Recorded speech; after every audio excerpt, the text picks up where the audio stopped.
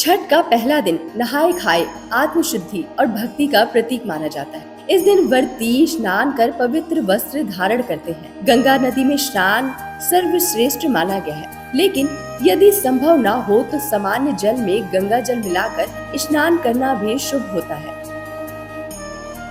हिंदू धर्म में आस्था, अनुशासन और पवित्रता का प्रतीक छठ पूजा, जिसे महापर्व कहा जाता है, 4 दिनों तक चलने वाला ये पर्व सिर्फ पूजा नहीं बल्कि एक गहरी भक्ति और आत्म संयम की साधना है। बिहार, झारखंड, पूर्वी उत्तर प्रदेश से लेकर पूरे देश में श्रद्धालु बड़ी संख्या में घाटों पर पहुंचते हैं। सूर्य भगवान और छठी मैया की उपासना के इस पर्व में महिलाएं कठिन निर्जला व्रत रखती हैं और परिवार की सुख समृद्धि की कामना भी करती हैं। इस वर्ष छठ पूजा 2025 का शुभ आरंभ 26 अक्टूबर से ही हो गया है, जो 29 तक चलेगा। 4 दिनों तक यह पर्व इस प्रकार मनाया जाएगा। पहला दिन नहाए खाए। इस व्रत में व्रती स्नान कर शुद्ध भोजन ग्रहण करती है और व्रत की शुरुआत होती है।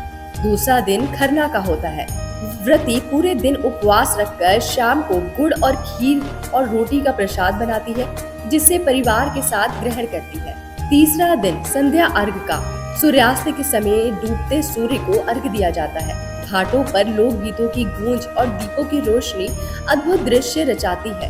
तो वही चौथा दिन उर्षा अर्घ का होता है। सूर्योदय के समय अर्घ अर्पण के साथ व्रत संपन्न होता है। इस क्षण को देखने के लिए पूरा वातावरण श्रद्धा से भर जाता है। नहाए खाए के दिन की शुरुआत घर की पूरी साफ सफाई से होती है, ताकि पूरे दिन घर में पवित्रता का माहौल बन जाए। इसके बाद व्रती पवित्र स्नान के लिए किसी नदी, तालाब या जलाशय पर जाते हैं। अगर बाहर जाना संभव ना हो तो घर में ही स्नान कर लेते हैं। इस दिन व्रती के लिए शुद्ध और सात्विक भोजन बनाया जाता है। भोजन में मुख्य रूप से कद्दू या लौकी की सब्जी बिना लहसुन प्याज के, चने की दाल और अरवा चावल, कच्चा चावल का भात आदि शामिल होते हैं। यह भोजन सबसे पहले सूर्य देव को भोग लगाकर प्रसाद के रूप में ग्रहण किया जाता है। व्रती के भोजन करने के बाद ही परिवार के अन्य सदस्य भोजन करते हैं।